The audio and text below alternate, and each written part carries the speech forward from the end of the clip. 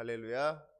우리 주님의 사랑과 은총이 이 시간 예배한 우리 모든 주님의 백성들 위해 충만하게 임하시기를 간절히 축원합니다. 오늘 이 시간에는 에스겔 38장의 말씀을 가지고 함께 은혜를 나누고자 합니다. 이 시간 지혜 여기신 성령님께서 우리 가운데 함께하여 주심으로 말미암아 말씀을 깨닫는 지혜를 허락하여 주시고 또 그 말씀대로 살아갈 수 있는 힘과 능력 더하여 주시기를 간절히 소망합니다. 특별히 오늘의 말씀을 나누기 전에 한 가지 말씀드리고 싶은 것은 우리가 말씀을 읽을 때 이 말씀 앞에 겸손할 줄 알아야 한다는 겁니다. 무슨 말이냐? 때로는 모르는 것을 모른다고 인정할 줄을 알아야 된다는 거예요. 알 수 없는 것, 잘 이해되지 않는 것, 억지로 이해해 보려고 하다가 이게 잘못된 방향으로 나아가는 경우가 너무나도 많이 있더라는 것이죠. 특히 오늘 읽은 이 에스겔 38장의 말씀 그리고 에스겔 39장의 말씀이 그렇습니다. 본문에 어떤 이야기가 기록되어져 있느냐? 하나님께서 마곡 땅에 있는 로스와 메색과 두발의 왕인 이 곡이라는 사람을 통해서 큰 전쟁을 일으킬 것이다 하고 말씀하신단 말이에요. 이 곡이라는 사람이 바사와 구스와 붓과 고멜을 비롯한 여러 무리들을 모아서 그들의 우두머리가 되고 평안히 거주하고 있던 이스라엘 백성들을 침략한다는 겁니다. 본문 11절을 보니까 이스라엘 백성들이 얼마나 평화롭게 살았는지 성벽도 없고 문이나 빗장이 없어도 염려 없이 다 평안히 거주하는 백성이라고 했습니다.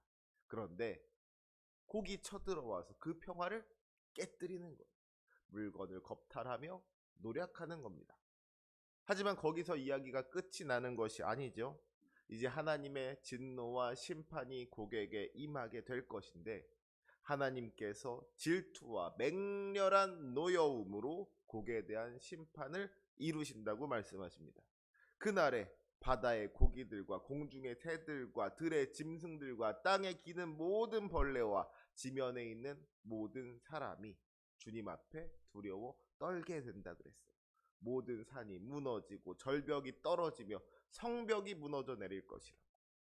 각 사람이 칼로 자기의 형제를 치고 전염병과 피로 쏟아지는 폭우와 큰 우박덩이로 불과 유황으로 하나님의 심판이 임할 것이라고 했습니다. 이스라엘의 평화를 깨뜨리고 하나님의 백성을 괴롭혔던 곡에게 우리가 감히 상상할 수조차 없는 무섭고도 끔찍한 심판이 임하게 된다는 것이죠. 그래서 마지막 결론이 무엇입니까? 본문 마지막 23절은 이렇게 기록하고 있습니다. 이같이 내가 여러 나라의 눈에 내 위대함과 내 거룩함을 나타내어 나를 알게 하리니 내가 여호와인 줄을 그들이 알리라. 하나님께서 하나님의 백성들을 괴롭히고 하나님께서 허락하신 평화를 깨트린 그런 악한 이들에게 무서운 심판을 내림으로 말미암아 우리 하나님의 위대하심과 거룩하심을 증거하시겠다고 말씀하시는 거예요.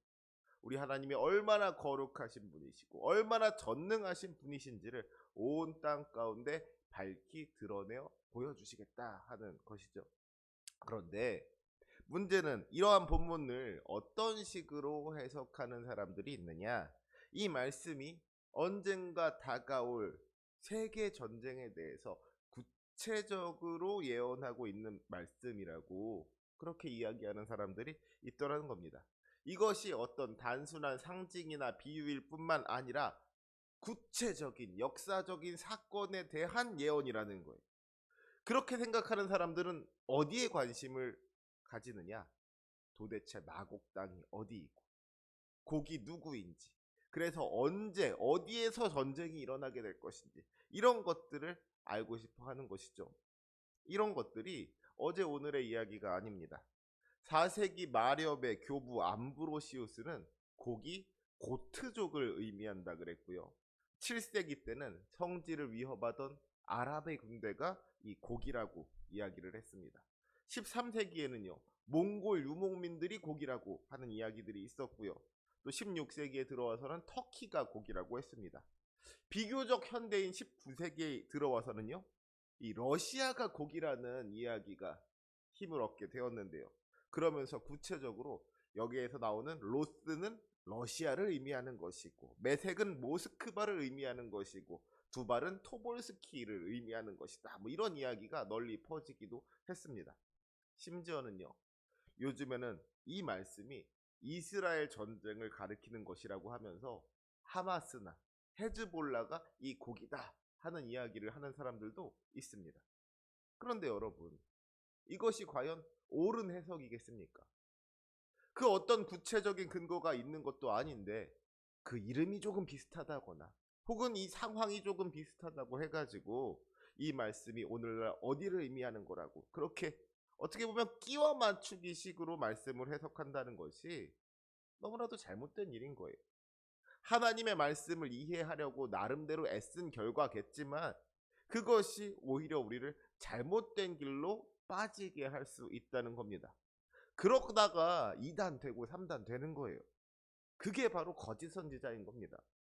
그래서 우리가 성경을 읽을 때 가져야 할 아주 중요한 태도가 무엇이냐? 이해되지 않는 부분이 있다면 이해되지 않는 대로 내버려 둘 줄 아는 것도 그것도 지혜이고 그것이 하나님의 말씀 앞에 겸손한 일인 줄로 믿습니다. 여기서 마곡이 대체 어디인지 로스와 메색과 두발이 어디 붙어 있는 동네인지 곡은 누구인지 이런데 너무 집중하고 골몰하는 게 별로 우리한테 좋을 일이 없는 거예요. 그래서 은혜가 되질 않는 겁니다. 꼭 오늘 이 에스겔 38장의 말씀이 아니더라도 우리가 성경을 읽다 보면은 막힐 때가 있거든요. 어떤 말씀은 잘 이해가 되지 않는 경우가 있단 말이에요. 그러면 넘어가세요. 우리가 시험 볼 때 1번 문제가 어려워서 1번 문제가 잘 안 풀린다 그래가지고 그 1번 문제 붙잡고 계속 시간을 쓰다 보면은 어떻게 되는 거예요? 그 시험 망치는 거예요. 1번 문제가 안 풀리면은 일단 넘어가서 2번 풀고 3번 풀고 다른 문제들을 풀어봐야 하는 것이지 풀리지도 않는 문제 어떻게든 풀어보겠다고 거기에다가 막 골말하다가 그 문제만 붙잡고 씨름하다가 다른 문제 보지도 못한다면 그 시험 빵점 맞는 겁니다. 놀라운 것은요. 2번 문제, 3번 문제 그렇게 다른 문제 다 풀고 나서 시간이 남아서 1번 문제로 돌아왔더니 아까는 안 풀리던 문제가 또 풀리는 경우도 있더라는 것이죠. 우리가 성경 말씀 볼 때도 그런 경우 있잖아요. 성경을 읽다 보면은 그 말씀의 한 절 한 절이 은혜가 되고 감동이 되는 말씀이 있는가 하면은 도무지 이해가 되지 않는 말씀이 있단 말이에요. 그런데 어느 정도 시간이 지나고 나서 다시 그 말씀을 보니까 저번에 이해되지 않던 말씀이 오늘은 이해가 되어서 은혜가 되고 감동이 되는 경우 한 번쯤은 경험해 보셨을 겁니다. 신앙생활 하시다 보면은 그런 경험들이 있으실 거예요. 도무지 이해가 안 된다 하시는 분들은 성경을 안 읽어본 분들이 그런 경험을 못 해보셨을 텐데 성경을 좀 읽어봤다 하시는 분들은 누구나 한 번쯤 그런 경험 해 보셨을 겁니다. 그러니까 오늘 이 말씀이 이해되지 않는다고 한다면 그 말씀이 이해될 때까지 붙잡고 늘어지는 것도 물론 뭐 좋은 방법일 수 있겠지만 그것만이 믿음이 아니라 주님께서 오늘 나에게 주시려는 말씀이 이 말씀은 아닌가 보다. 주님께서 오늘은 나에게 다른 말씀을 주시려나 보다. 이런 마음으로 좀 넘어갈 줄 아는 것도 신앙생활을 하는 지혜이지 않을까 하는 생각을 해봅니다. 우리가 하나님의 말씀을 이해한다는 것, 하나님의 뜻을 안다는 것, 이거 어떻게 생각하면 우리가 평생 동안 해나가야 할 일인 거잖아요. 그런데 우리가 하나님의 뜻을 한 번에 다 완벽하게 이해하고자 하는 거, 이것도 어떻게 보면 욕심일 수 있는 거예요. 우리가 오늘은 이만큼, 또 내일은 이만큼 하나님의 말씀을 조금씩 이해해 나가다 보면 언젠가는 하나님의 뜻을 온전히 다 알게 되는 날도 오게 될 줄로 믿습니다. 그날이 올 때까지 우리가 하루하루 말씀 붙잡고 살아가는 저와 여러분이 되시기를 주님의 이름으로 축원합니다. 그러니까 오늘 우리가 말씀을 보면서 집중해야 할 것은 뭐 마곡이 어디 있고 곡이 누군가 이런 것들이 아닌 거예요. 우리가 그런 데 집중하다 보면 정작 중요한 것을 놓쳐버릴 수 있는 겁니다. 그러면 우리가 진짜로 알아야 하는 것은 무엇이냐? 첫째로 이 세상 모든 역사가 하나님의 섭리 안에 있다는 것입니다. 앞에서 마곡이 어디고 곡이 누군지 뭐 여기에 집중할 필요가 없다 그랬어요. 그런데 그럼에도 불구하고 우리가 곡에 대해서 알 수 있는 것, 그리고 알아야 하는 것이 한 가지 있습니다. 그것이 무엇이냐? 3절 말씀해 보니까 기록하기를 하나님께서 곡에게 뭐라고 말씀하십니까? 내가 너를 대적하여 라고 말씀하고 있는 것을 보게 됩니다. 그러니까 곡이라는 사람 어떤 사람이에요? 하나님께서 대적하시는 사람인 겁니다. 그러면 여러분, 하나님께서 왜 곡을 대적하시겠어요? 우리 하나님께서 아무 이유도 없이 괜히 곡을 대적하시는 걸까요? 아니죠. 선하시고 인자하신 우리 하나님께서 곡을 대적하시는 데에는 분명히 그럴 만한 이유가 있는 겁니다.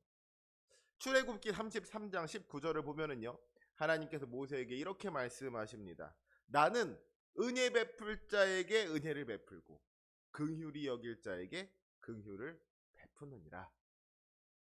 우리의 마음과 생각을 아시고 우리의 모든 행위를 아시는 주님께서 그의 합당한 보응을 내리신다는 것이죠.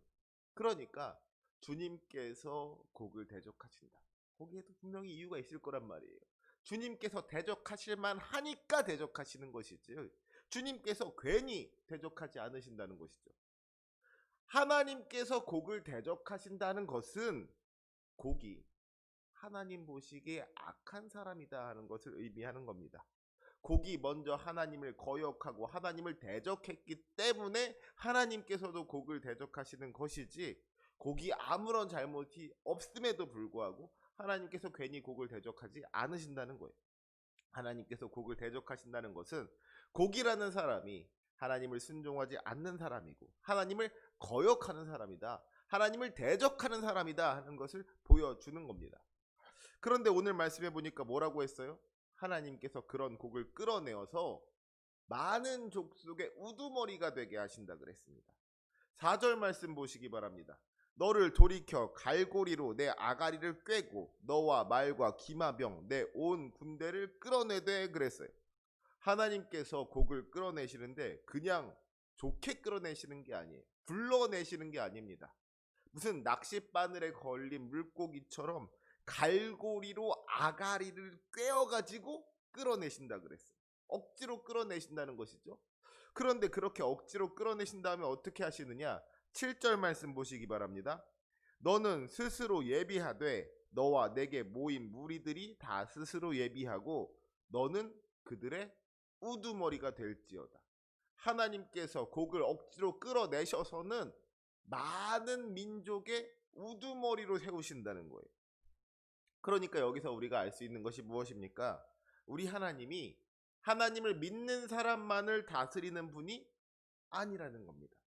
하나님을 거역하는 사람들, 하나님을 대적하는 사람들까지도 다스리시는 분이 우리 주님이시라는 거예요. 우리 주님께서 주님을 믿고 섬기는 사람들만을 다스리는 것이 아니라 주님을 대적하는 사람들까지 사용하셔서 마침내 하나님의 역사를 이루신다는 것이 얼마나 놀라운 일입니까? 우리 주님은요, 광대하신 하나님이십니다. 이 세상을 다스리시고 역사하시는 크고 위대하신 주님이 우리 주 하나님이신 줄로 믿습니다. 그러면 두 번째로 우리가 알아야 할 것은 무엇이냐? 죄의 결과는 심판이라는 것입니다. 곡이 그렇게 많은 백성이 된 다음에 한 일이 뭐였어요? 평안히 거주하던 이스라엘 백성들을 침략한 것이었습니다. 하나님을 대적하는 악한 사람에게 힘이 생기니까 그 힘으로 악을 행하는 거예요. 악한 꾀를 가지고 노력하고 약탈하는 겁니다. 우리도 인생을 살아가다 보면은 조금이라도 힘이 생겼을 때 그 힘 가지고 다른 사람들 괴롭히고 자기 배만 불리려고 하는 사람들 얼마나 많이 봅니까? 다른 사람보다 조금 높은 자리에 올라갔다고 해서 다른 사람들 깔보고 무시하고 갑질하려고 하는 사람들, 그런 사람들은 얼마나 많은지 몰라요. 자기가 가진 힘을 가지고 다른 사람의 평화를 깨뜨리려고 하는 사람들, 다른 사람들에게 상처를 주고 아픔을 주는 사람들이 너무나도 많더라는 것이죠. 그런 사람들이 오늘 성경에 등장하는 이 곡과 같은 사람들인 것이죠. 그런데 그런 죄악의 결과가 무엇이 없습니까? 하나님의 진노였고 심판이었습니다. 당장에는 곡이 자기의 힘을 휘두르면서 잘난 척할 수 있었을지 모르겠지만 결국에는 하나님의 무서운 진노 앞에 서게 되더라 하는 것입니다.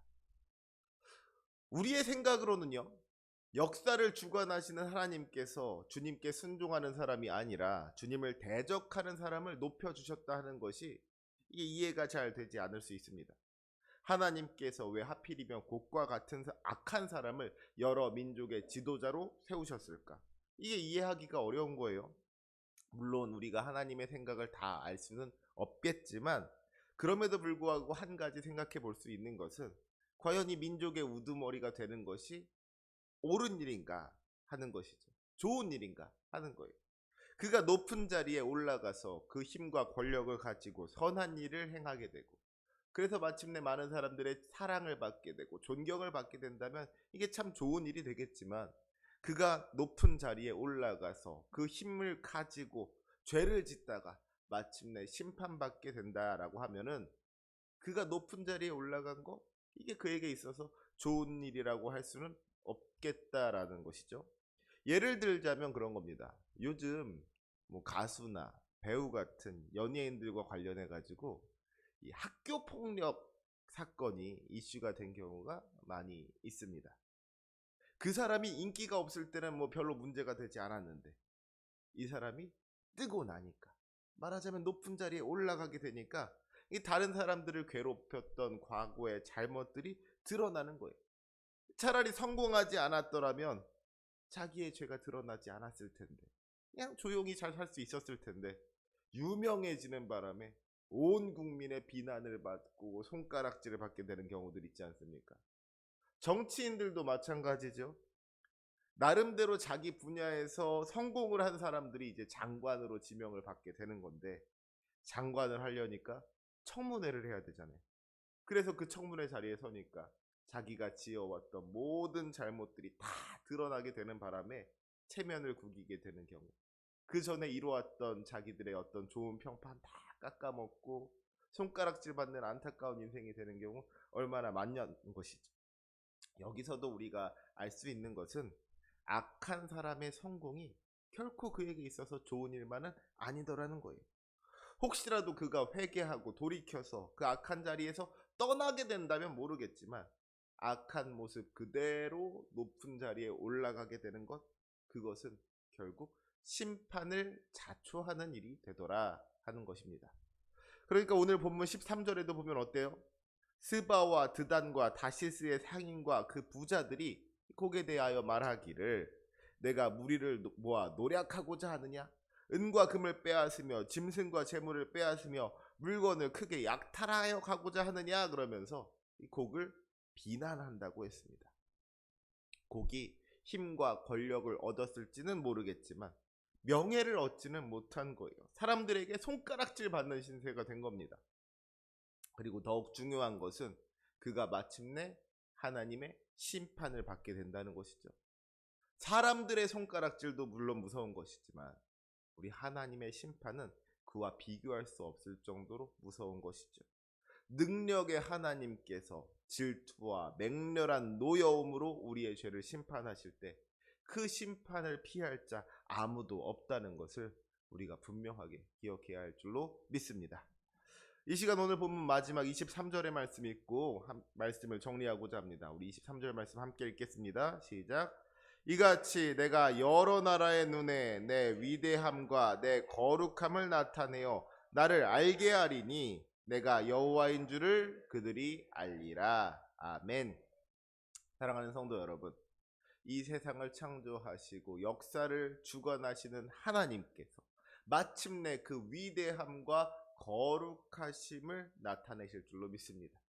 잠깐은 하나님을 대적하는 악인들이 승리하는 것 같아 보이고 성공하는 것 같아 보일지 모르겠지만 그 마지막은 결국 심판이요 멸망이라는 것을 분명하게 기억해야 한다는 것이죠.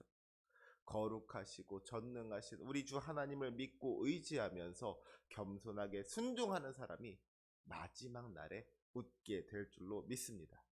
하나님의 은혜를 경험하게 될 것이고 하나님의 축복을 누리게 될 줄로 믿습니다. 그 사람이 우리가 될 수 있기를 소망합니다. 그 믿음의 소망 가지고 승리하는 저와 여러분이 되시기를 주님의 이름으로 축원합니다. 아멘. 기도하시겠습니다.